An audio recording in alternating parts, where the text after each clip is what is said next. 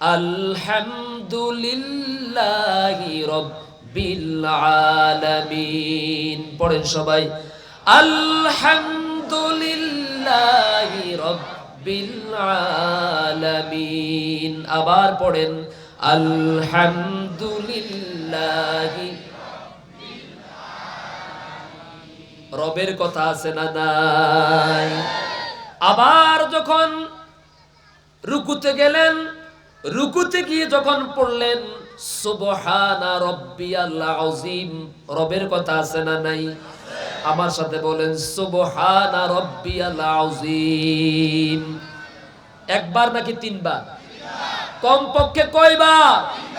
বলেন, সুবহানা রাব্বিয়াল আযীম।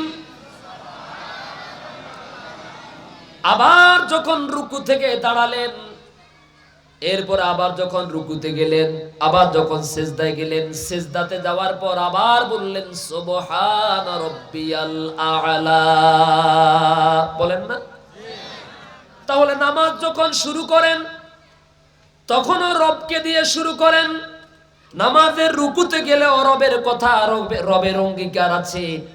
আবার সিজদাতে গেলেও রবের অঙ্গীকার, অর্থাৎ নামাজের ভিতর রবকে মানলাম। ফাজলামি করার কোন জায়গা এটা না যে ইমামের আগে আপনি রুকুতে যাবেন, ইমামের আগে সিজদাতে যাবেন, অথবা সিজদা থেকে উঠে যাবেন। নামাজ কি থাকবে? ইমাম নামাজ ভঙ্গের যে কারণ, তার মধ্যে অন্যতম কারণ হচ্ছে ইমামের আগে মুক্তাদি, এক কথা ফাজলামি করা। ঠিক কিনা বলেন? ইমাম যতক্ষণ পর্যন্ত সিজদাতে না যাবে ততক্ষণ পর্যন্ত মুসল্লির ক্ষমতা নাই সিজদাতে যাওয়া। ঠিক কিনা বলেন? তাহলে নামাজের ভিতরে রবের বিধান থাকার কারণে নামাজের মধ্যে সৌন্দর্য, ডিসিপ্লিন আছে না নাই? আছে না নাই? যেই রবের কথা দিয়ে, যেই রবের প্রতিশ্রুতি দিয়ে নামাজ আদায় করলাম, সেই রবের কথা অনুযায়ী যদি এই নামাজের রবকে যদি সমাজে আনতে পারতাম, নামাজে যেমন কোনো মারামারি, ধাক্কা ধাক্কি, ঠেলাঠেলি নাই, সমাজের মধ্যে কোনো ধাক্কা ধাক্কি, মারামারি, কাটাকাটি থাকতো না। যেরকম ঠিক কিনা? আমরা শুধু রবকে নামাজের মধ্যে সীমাবদ্ধ রাখি। আমরা রাসূলকে শুধুমাত্র নামাজের ভিতরেই সীমাবদ্ধ রাখি, এখানে তাকে মানি। নামাজের বাহিরে গেলে আর আমরা আমাদের রবের কথাও মনে থাকে না। হুজুর যা ওয়াজ করছেন জুমার দিন, খুব মন ভরে শুনেছি, একেবারে কলিজা ঠান্ডা হয়ে গেছে। যাওয়ার সময় মসজিদের সিঁড়ি থেকে নামার আগেই, সিঁড়িতে নামার আগেই হুজুরের ওয়াজগুলো হুজুরকে জমা দিয়ে যায়। কয়, হুজুর আগামী জুমায় আবার আপনার সাথে দেখা হবে। ঠিক কিনা বলে? এই জন্য পরিবর্তন হয় না।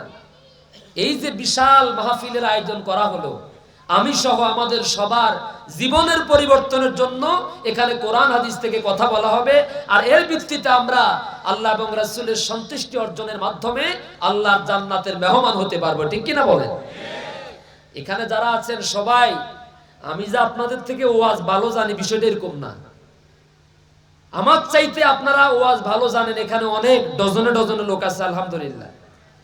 শুধুমাত্র আমরা যেটা জানি, আপনারা যেটা জানেন, আপনাদের সাথে একটু কথার আদান প্রদান করা, যেগুলো ভুলে গেছি একটু আলোচনা করলে আমাদের অজানা মন থেকে হারিয়ে যাওয়া কথাগুলো আবার মনে চলে আসবে, আমল করতে সহজ হবে। ঠিক কিনা বলেন? তাহলে নামাজের রবকে যদি সমাজের রব মানি, পরিবর্তন আসার সম্ভাবনা আছে না নাই?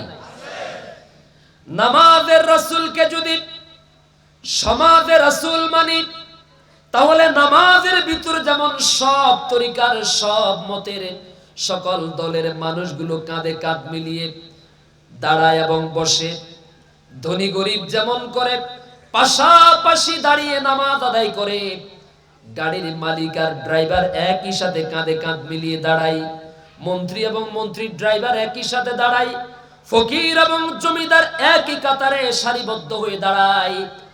একজনের ক্ষমতা নাই, জমিদারের ক্ষমতা নাই, মালিকের ক্ষমতা নাই, মন্ত্রীর ক্ষমতা নাই তার অধীনস্থকে, তার চাকরকে, ড্রাইভারকে এই কথা বলা যে বেটা আমি মালিক, আমি জমিদার, আমার পাশে দাঁড়াবে না, পিছনের কাতারে যাও। বলতে পারবে?